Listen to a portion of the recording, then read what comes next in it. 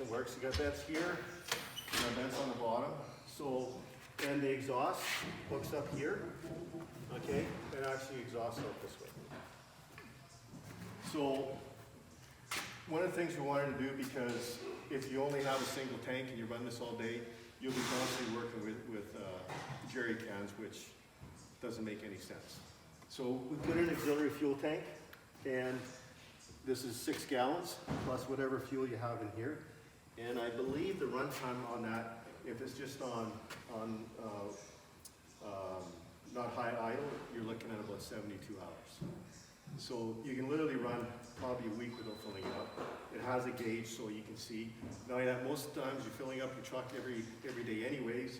You fill up your truck, it fills on this side. You pop this open, fill up your tank. It also won't allow you to put diesel in. So if you're gonna, it's got the whole design for just gasoline, so you can't accidentally put diesel in.